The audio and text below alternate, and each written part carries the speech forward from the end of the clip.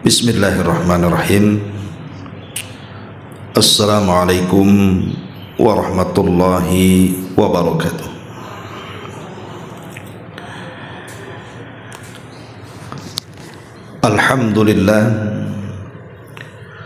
Alhamdulillahilladzi farada ala ibadihi siyam wa ja'alaha mutahhiratan lidzunubi wal atham. Asyhadu an la ilaha illallah wahdahu rabbi la syarika lah wa asyhadu anna Muhammadan abduhu wa rasuluhu alladzi la nabiyya ba'dah, amma ba'du. Ibu-ibu yang dimuliakan Allah Subhanahu wa taala, alhamdulillah di pagi hari ini kita masih bisa dipertemukan Allah Subhanahu wa taala dalam kajian duha, dan kita masih melanjutkan kajian Kitabul Jami'. Dan pagi ini kita akan membahas hadis ke-6, hadis dari Mahmud ibn Labid radhiyallahu an, di mana Nabi sallallahu alaihi wasallam bersabda, "Inna akhwafa ma akhafu alaikumus syirkul asghar ar-riya'u." Sungguh yang paling ku takutkan atas kalian, kata Nabi, adalah syirik kecil, yaitu riya.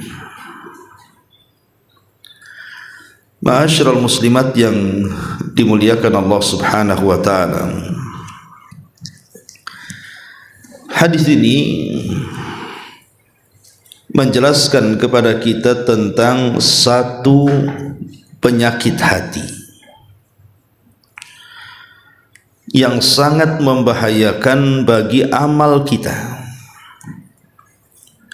Jikalau penyakit ini ada pada orang-orang yang beramal, maka amalan kita dipastikan tidak akan diterima, bahkan ditolak. Sering saya jelaskan bahwa kesehatan dalam kehidupan ini sangat dihajatkan, baik sehat rohani ataupun jasmani. Sebab orang sakit itu akan terbatas aktivitasnya, gerak langkahnya itu tidak panjang. Orang sakit itu beda dengan orang sehat. Orang sehat bisa kemana saja dan bisa melakukan apa saja, tapi orang sakit berbeda. Makanya nikmat sehat itu harus kita syukuri. Kata Nabi sallallahu alaihi wasallam, "Ni'matani maghbunun fihi makatsiru minan nas, as-sihhatu wal farad." Ada dua nikmat, kata Rasul, yang selalu dilupakan manusia, maknanya tidak disyukuri. Pertama nikmat sehat, yang kedua luang waktu. Lah kalau seandainya jasmani kita sehat saja, kita bisa melakukan apa saja, maka begitu juga rohani. Kalau ruh kita itu sehat, maka semua akan menjadi bahagia di hadapannya. Tidak akan ada kesempitan dalam dadanya. Beda dengan kalau ruhnya sakit. Kalau ruhnya sakit itu, maka bawaannya itu akan stres, bingung, tidak karuan hidupnya. Makanya penting seseorang itu mengobati hati, bukan hanya sekedar mengobati jasmani saja. Hati harus lebih diprioritaskan dibandingkan jasmani kita. walaupun kenyataannya manusia itu justru lebih mementingkan mengobati penyakit jasmani dibandingkan rohani. Kalau sakit kepala sedikit saja, kalau bisa langsung minum bodrek biar cepat hilang sakit kepalanya, bukan kepalanya. Kalau seseorang pamannya pegal-pegal saja, langsung minum jamu biar hilang pegalnya. Itu kalau penyakit jasad, terkadang sekarang sakit, sekarang harus sembuh. Tapi kalau penyakit ruh, terkadang sudah berpuluh-puluh tahun dalam hati kita, tidak mau dibuang dia, tidak mau dibersihkan dia. Berpuluh-puluh tahun dia punya penyakit riya, dibiarkan. Berpuluh-puluh tahun dia punya penyakit sombong, tidak diobati. Berpuluh-puluh tahun ada kedengkian, kebencian dalam hati, itu dibiarkan berkarat dan mengurat dalam hati kita. Ini kadang-kadang kelirunya di sini. Ma'asyiral muslimat yang dimuliakan Allah Subhanahu wa taala, lah salah satu penyakit yang berbahaya ini adalah penyakit riya. Karena penyakit hati itu bukan hanya menghancurkan dunia seseorang sampai kepada akhiratnya. Lain kalau badan yang sakit hanya dunia saja, tidak mungkin kebawa ke akhirat. Lah salah satunya riya. Ini riya, ini penyakit bahaya. Gila sanjungan. Orang yang gila sanjungan, orang yang mabok pujian, ini bisa membahayakan amalannya. Makanya ada ungkapan para ulama itu, an-nasu kulluhum mauta illal amilun wal amiluna kulluhum niyamun illal mukhlisun. Ma'asyiral muslimat yang dimuliakan Allah Subhanahu wa taala, ada ungkapan para ulama, manusia itu semua mati kecuali orang-orang yang melakukan amalan. Tetapi orang-orang yang melakukan amalan itu tertidur kecuali orang-orang yang ikhlas dalam mengamalkannya. Makanya ikhlas dalam sebuah amalan itu penting, karena hanya dengan keikhlasan inilah kita bisa mencegat penyakit riya. Dalam satu hadis Nabi SAW pernah mengatakan bahwa penyakit riya itu lebih Rasul takutkan dibandingkan fitnah Dajjal. Kenapa? Bukankah fitnah Dajjal itu sangat bahaya? Bahkan tidak ada fitnah yang lebih besar sejak diciptakan Adam sampai kiamat dibandingkan melebihi Dajjal. Karena kata Nabi SAW, Dajjal itu jelas orangnya, tetapi riya itu tidak jelas orangnya. Terkadang munculnya riya itu seperti semut yang berjalan di batu licin berwarna hitam di kegelapan malam. Tahu-tahu riya saja. Terkadang ibu melihat ada semut nempel di baju. Pernah terpikir enggak bagaimana dia naiknya? Kapan dia naiknya? Siapa yang menaikkan dia? Apa dia naik sendiri? Kan kadang-kadang kita tidak terpikir, loh kok ujug-ujug ada semut aja di baju ini. Lah begitulah riya. Terkadang kita ini awalnya beramal baik, di tengah-tengah muncul pula si riya itu. Itulah yang kemudian Rasul mengkhawatirkan tentang penyakit riya ini. Ma'asyiral muslimat yang dimuliakan Allah Subhanahu wa taala, ulama menyebutkan definisi riya itu apa? Kata para ulama, riya adalah izharul ibadati liqasdi ru'yatin nasi laha fayahmaduna sahibaha. Riya adalah menampakkan ibadah dalam maksud supaya manusia memandang dia, melihat dia, menyanjung dia, memuji dia. Jadi tujuannya adalah fayahmaduna sahibaha, supaya mendapatkan sanjungan, supaya mendapatkan pujian. Itulah riya. Lah Nabi SAW sampai mengatakan dalam hadis yang kita bahas ini, inna akhwafa ma akhafu alaikum syirkul asghar, kata Nabi. Sungguh yang paling kutakutkan atas kalian adalah syirik kecil. Kemudian Nabi SAW menyebutkan dari syirik kecil itu adalah riya. Begitu menakutkan riya bagi Nabi. Kenapa? Karena riya ini bagian daripada syirkun khafi, syirik yang terselubung.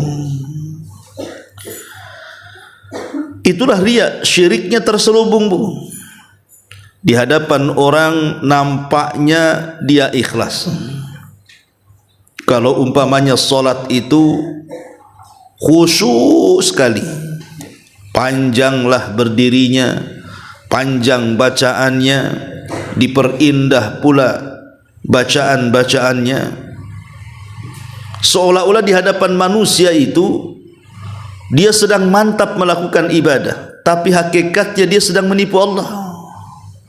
Hakikatnya dia sedang merendahkan Allah, hakikatnya sedang berkhianat kepada Allah. Karena dia tidak sedang beramal kepada Allah, tapi sedang beramal kepada manusia.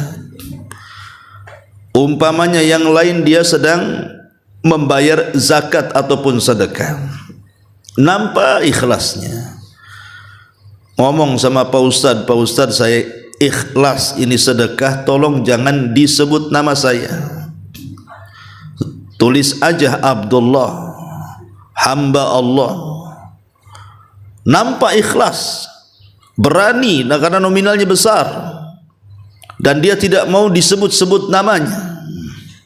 Tapi giliran kemudian tersenggol sedikit saja, dia pun mengaku bahwa itu adalah sedekah saya, itu adalah zakat saya, dan begitu seterusnya. Inilah yang kemudian oleh Rasul ditakutkan, karena memang riya ini adalah syirik yang terselubung. Nampak di hadapan manusia dia sedang beribadah, hakikatnya dia sedang riya kepada manusia. Makanya sampai para ulama menyebutkan di antara ciri-ciri orang riya itu, satu, malas beramal saat sendirian. Yang kedua, giat beramal saat dipuji manusia. Dan yang ketiga, malas apabila dicela. Jadi pertama, malas beramal saat sendirian. Maknanya kalau ramai orang, semangat dia ibadah. Kalau lagi sendirian, lemes dia ibadah.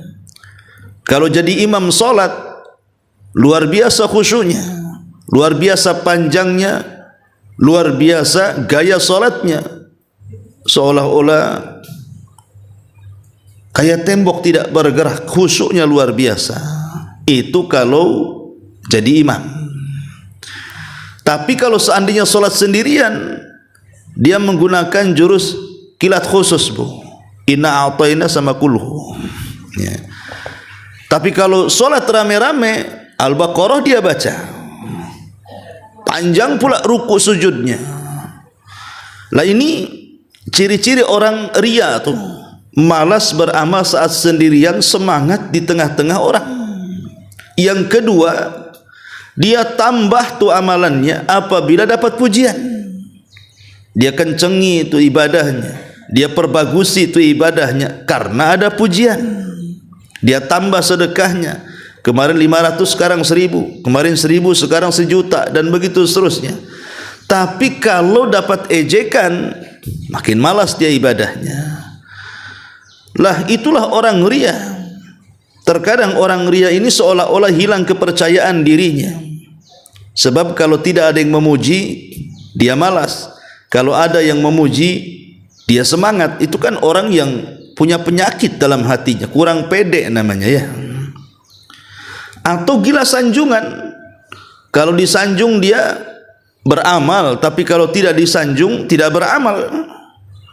Kemudian terkadang orang riya juga ingin menunjukkan kelebihan, seolah-olah dia lebih daripada yang lainnya, seolah-olah dia lebih hebat dibandingkan yang lainnya, seolah-olah status sosialnya lebih mantap dibandingkan yang lainnya. Padahal orang ini sedang tidak beribadah kepada Allah. Makanya wajar nanti pada hari kiamat orang-orang riya ini, Bu, itu akan dipanggil oleh Allah Subhanahu wa ta'ala dengan 4 panggilan. Orang yang riya di dunia itu di akhirat akan dipanggil dengan 4 panggilan. Pertama, ya murai, hei orang yang suka melihat-lihatkan amalnya kepada orang. Yang kedua, ya ghadir, hei orang-orang yang berkhianat. Yang ketiga, ya fajir, hei orang jahat, orang fajir. Yang keempat, ya khasir, hei orang-orang yang rugi. Inilah panggilan pada hari kiamat. Ya murai, ya ghadir, ya fajir, ya khasir. Pertama, ya murai, hei orang-orang yang suka melihat-lihatkan amalnya kepada manusia. Dan ini satu bentuk bagaimana Allah Subhanahu wa ta'ala menyingkap keburukan ibadah orang yang riya. Maka dia akan malu di hadapan manusia, karena Allah membongkar niatnya. Makanya sebutannya ya murai. Yang kedua, ya ghadir, pengkhianat, karena dia sedang mengkhianati Allah Subhanahu wa ta'ala. Dia tidak sedang beribadah kepada Allah, dia sedang mengkhianati Allah, maka disebut ya ghadir. Ya fajir, wahai orang jahat. Bagaimana tidak jahat? Dia mengkhianati zat yang sudah banyak memberikan nikmat kepadanya. Saat dia bersyukur kepada selain Allah, makanya disebut fajir.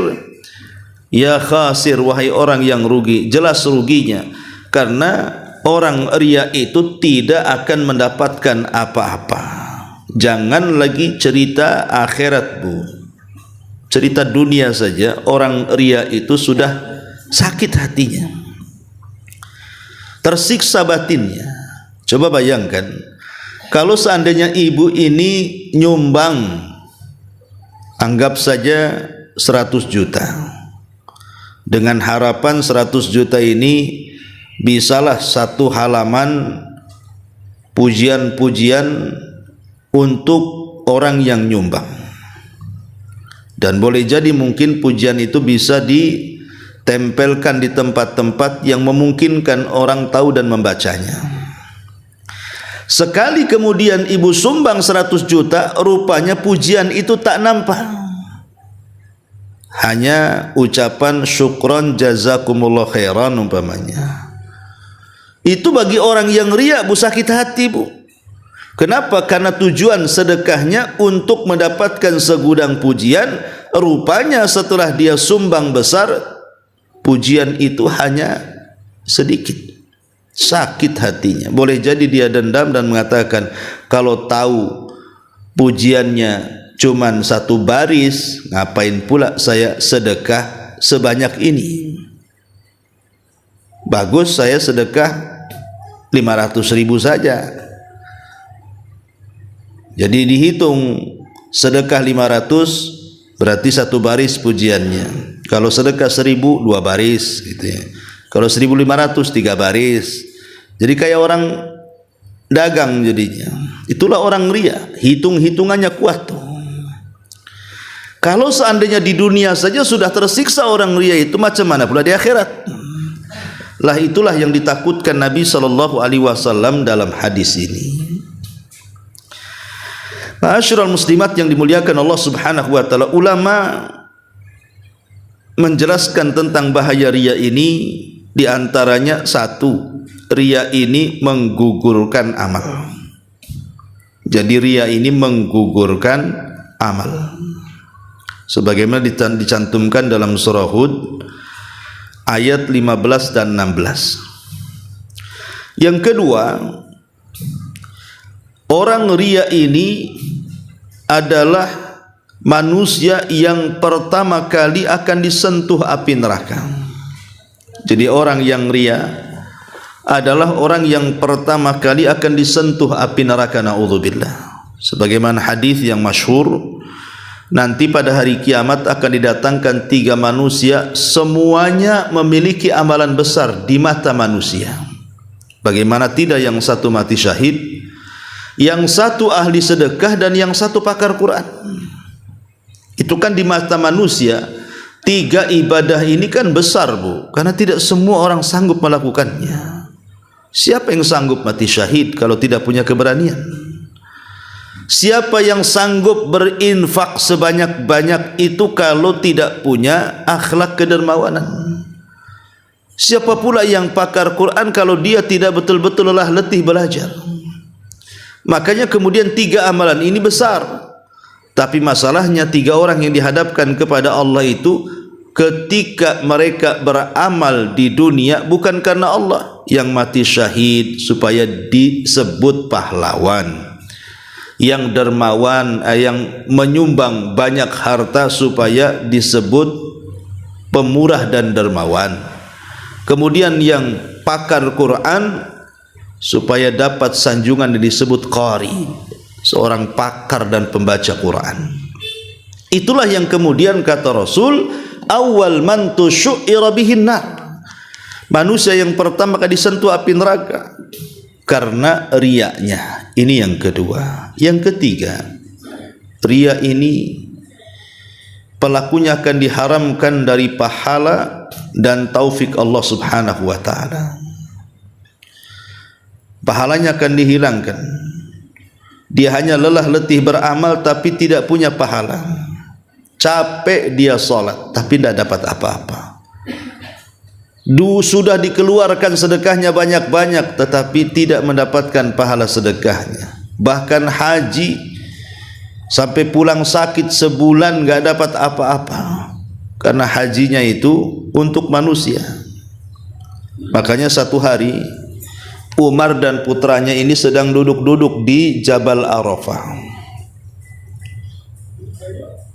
Jadi Ibnu Umar ngomong sama bapaknya Umar bin Khattab, alangkah banyaknya haji yang datang itu, hai ayah.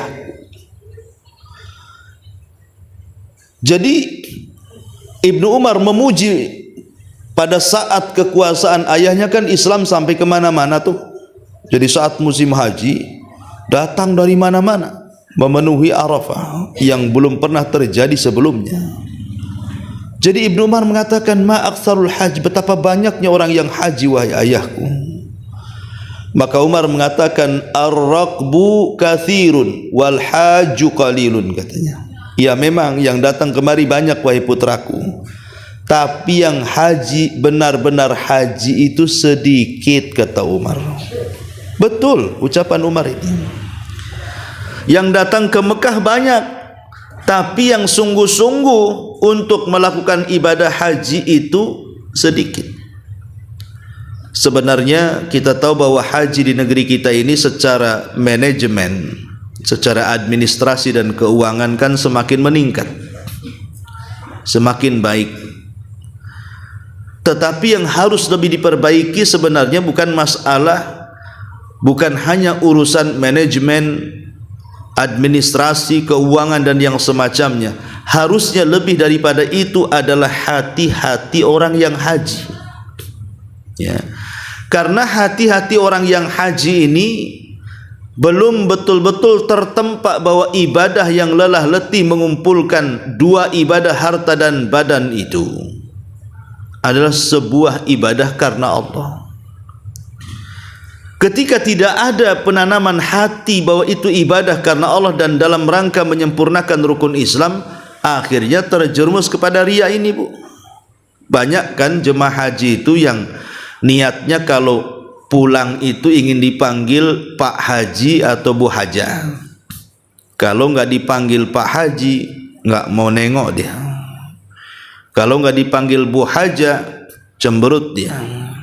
Aku udah banyak keluar uang kok masih panggil nama aja, katanya. Mana titel saya? Harusnya kan hajah, apalagi saya 2 kali hajah katanya harusnya. Kadang-kadang di masyarakat masih ada kayak gitu kan. Ya, kadang-kadang penampilan, karena aku sudah haji berarti penampilanku harus lebih ngetop lagi. Ya. Kalau perlu jilbabnya berlapis-lapis kan itu, biar orang tahu ini haji ini enggak. Ya. Jadi terkadang ada orang yang kemudian niatnya ibadah itu bukan untuk itu, tapi supaya manusia memandangnya, memujinya. Nah ini kan bahaya, ya. Padahal yang ketiga, orang ria ini hilang pahalanya. Yang keempat, bahaya orang ria itu, dia akan mendapatkan ancaman yang keras. Ancaman yang keras dari Allah Subhanahu wa ta'ala. Makanya dalam sebuah hadis Nabi mengatakan, man talabal ilma liyumari bihi sufaha au yujariya bihi ulama au yasrib bihi wujuhun nas ilaihi adkhalahu Allahu nara. Siapa yang mencari ilmu dalam rangka mendebat para fuqaha ataupun berusaha berhadapan dengan para ulama, atau supaya wajah-wajah manusia tertuju kepadanya, maka kata Rasul, Allah akan masukkan ia ke dalam neraka. Lihat ancaman keras bagi orang-orang yang ria. Kemudian yang keempat, bahwa ria adalah afatun min afatin yuhlik wa yufsid. Bahwa ria adalah sebuah kehancuran yang bisa merusak dan menghancurkan baik hati ataupun agama. Ria ini sampai-sampai dikatakan oleh Abdullah ibn Abbas radhiyallahu an, likulli syai'in afat, pada segala sesuatu itu ada bentuk kehancurannya. Afatul ilmi an-nisyan, kehancuran ilmu ada di lupa.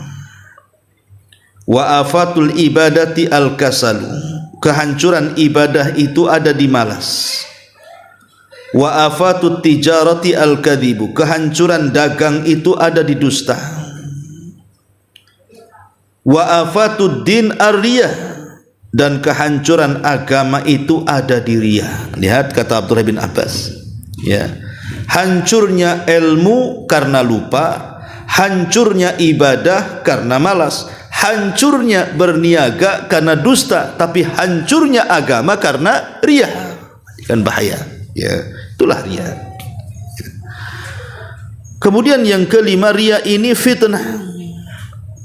Fitnah yang bisa memenjarakan hati manusia, terpenjara kepada manusia. Hati manusia terpenjara dengan manusia, terikat dengan manusia, seolah-olah tidak bebas hidupnya. Makanya Rasul mengatakan salatu muhlikat, ada 3 perkara yang menghancurkan. Salah satunya i'jabul mar'i bi nafsi, orang yang bangga terhadap dirinya, ria. Ya. Jadi orang yang ria itu tidak bebas hidupnya, Bu. Tidak plong bahasa kitanya. Ada yang mengganjal, ada yang kurang. Tidak bahagia. Ini di antara bahaya ria ini. Adapun sebab-sebabnya kenapa seseorang itu bisa ria, Bu? Ya tentu banyak ya sebabnya. Pertama karena jahil, itu jelas tuh ya. Karena kejahilan. Karena dia jahil, bodoh, tidak belajar, akhirnya jatuh kepada ria. Lihat orang-orang awam itu, Bu, yang mereka jauh dari agama. Setiap mereka beramal soleh selalu dibicarakan, selalu diomongkan, selalu minta pujian. Ya, macam mana pendapatmu? Nah, padahal tidak perlu kita meminta pendapat orang. Ya. Yang kedua, di antara sebab kenapa kemudian orang bisa ria itu hubul jah, karena cinta jah, kehormatan. Dia gila hormat, itu masalahnya. Gila sanjung. Orang kalau sudah gila hormat pasti dia ria, ya. Kemudian yang ketiga, at-tama' mimma fi aidin nas, terlalu tamak, rakus terhadap apa yang ada pada manusia, sehingga akhirnya membangga-banggakan kekayaan dia. Tak rela tetangganya rumahnya tingkat, dia pun harus meningkat juga. Kalau bisa lebih tinggi walaupun 1 senti. Ya. Nampak tetangganya beli mobil, ya, nggak rela beli mobil juga. Kalau bisa catnya agak ngejreng, biar nampak gitu kan. Sebelah warna hitam, saya harus warna pink, umpamanya. Kadang-kadang ini yang membuat orang ria itu karena melihat kekayaan yang ada pada orang, tidak qanaah, tidak redha dengan pemberian Allah, muncul ria dia, ya. Atau yang keempat, al-firar min alami dzam, lari dari sakitnya celaan manusia. Dia tidak suka dicela, itu masalahnya. Tidak terima kritikan, tidak terima saran.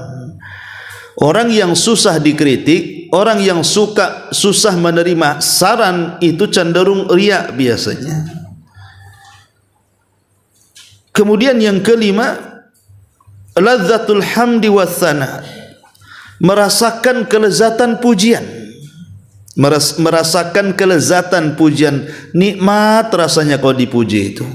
Kayak orang lagi narkoba, kalau dipuji itu ngeplay gitu ya, hidung kayak ngembang, kalau dicela hidungnya kecil kayak jarum. Jadi tidak suka dia. Jadi kalau dia dipuji itu kayaknya lezat, hidup ini kayak Allah sorga kali, ya. Nah, ini ciri-ciri orang ria nih. Kalau dia lezat dipuji, lezat disanjung, ini bahaya, ya. Jadi inilah 5 perkara yang kebanyakan orang itu jatuh kepada ria. Lalu bagaimana cara mengobati penyakit ria ini? Pertama, ya, kata ulama, kalau ria kita ingin sembuh, maka latihan ikhlas. Latihan ikhlas. Karena yang bisa mengobati penyakit itu hanya agama dan latihan. Kalau penyakit zahir jasmani, mungkin bisa kita ke klinik. Klinik tak bisa, bisalah ke rumah sakit umum. Rumah sakit umum angkat tangan, bisalah ke spesialis. Itu kalau penyakit jasmani kan, Bu. Kalau penyakit rohani, balik ke agama, buat riyadhah. Biasakan menyembunyikan amal, ya, biasakan tidak minta atau tidak menunggu terima kasih. Makanya Aisyah radhiyallahu anha itu kalau dia sedekah, Bu, sebelum orang yang disedekahi mengucapkan syukran wa jazakumullah khairan, itu pintunya langsung ditutup, Bu. Itu Aisyah tuh. Dia tidak suka kalau seandainya pemberiannya ada ucapan terima kasih, karena takut terpancing ria. Kalau ibu kan nggak ditunggu kan, Bu, ya, kapan orang diterima kasihnya katanya. Kok nggak bunyi katanya kan? Oh, sekali aja kalau gitu. Datang lagi, awas kau katanya. Nah, ini kalau kita, Ibu, ya, main ngancam sedekahnya tuh, ya. Jadi obat ria yang pertama, balik ke agama, balik kepada agama, balik kepada Quran, balik kepada sunnah. Kemudian riyadhah, dibiasakan, karena kalau tidak dibiasakan susah ria itu, ya. Yang kedua, mujahadatu daima li nafsi, lawan tuh sifat gila pujian itu, dilawan. Ya, memang harus ada mujahadah, harus ada kesungguhan, karena Allah yang mengatakan walladzina jahadu fina lanahdiyannahum subulana. Orang-orang yang bersungguh-sungguh mencari jalan kami, pasti kami akan berikan hidayah kepadanya. Yang ketiga, al-hirsu ala kitmanil amal wa ikhfa'i, usahakan setiap amal yang harus disembunyikan, sembunyikan. memang amal itu ada dua macam, ada yang ditampakkan, ada yang disembunyikan. Kalau ditampakkan ya harus ditampakkan. Seperti umpamanya ibadah kurban, itu kan memang syiar ditampakkan. Ya, bawa kambingnya ke lapangan disembelih, disaksikan orang. Ya. Beda dengan amalan-amalan sedekah umpamanya yang harus disembunyikan. Ya sembunyikan. Jangan dibalik, Bu. Yang harus disembunyikan ditampakkan, yang harus ditampakkan berarti disembunyikan. Ibu sembunyi nyembelih kurban di dapur. Enggak ada orang tahu. Kan susah sendiri jadinya. Ya. Jadi ada amalan itu yang ditampakkan, tampakkan, kan itu syiar. Tetapi ada amalan-amalan itu yang memang harus disembunyikan, karena kalau ditampakkan dikhawatirkan riya. Ya, seperti sedekah gitu ya. Ya, kemudian yang keempat, at-tafakkur fi syana'atir riya wa qubhi. Berfikir sebelum kita beramal dengan riya itu, betapa jeleknya akibat riya di dunia dan akhirat. Baca hadis-hadis tentang ancaman riya. Yang kelima, an-nadharu fi awaqibihi. Hendaklah lihat akibat orang-orang yang riya itu. Kemudian yang keenam, al-ibtiad an mawatinihi wa mawaqihi. Hindari tempat-tempat yang mengundang riya. Keramaian, papan nama, grup-grup WA, gitu ya. Kalau beramal itu ndak usahlah kemudian dicantumkan risit transfernya di grup WA. Nanti ada orang tanya maksudnya apa itu? Itu sumbangan saya ke masjid, tahu ya, kan? Nah, jadi kan repot, Bu ya. Menghindari perkara-perkara yang seperti itu, karena itu akhirnya mengakibatkan orang riya jadinya. Ya. Kemudian juga yang nomor 7 yang harus kita hindari, istihdhar muraqabatillah lil abdi. Senantiasa ditanamkan bahwa kita beramal itu dilihat Allah, bahwa kita beramal itu diawasi Allah. Ada malaikat raqib dan atid yang senantiasa mencatat dan mengawasi kita. Allah tahu apa yang kita niatkan dalam hati. Kemudian yang nomor 8, al-isti'anatu billah, minta kepada Allah pertolongan agar hati kita ini tidak mudah dibolak-balikkan.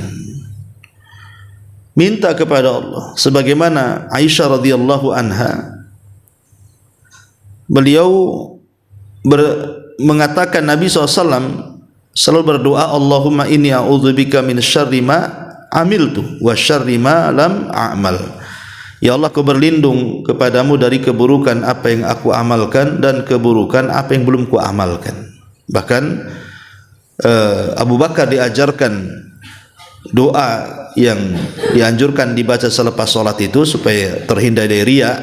Allahumma inni a'udzubika an usyrika bika wa ana alam wa a'udzubika bima la alam. Ya Allah, aku berlindung dari kesyirikan yang aku ketahui atau dari kesyirikan yang aku tidak ketahui. Lah inilah di antara pembahasan hadis tentang bahaya riya. Wallahu a'lam bishawab. Subhanaka wa bihamdika asyhadu an la ilaha illa anta astaghfiruka wa atubu ilaik. Allahu ta'ala.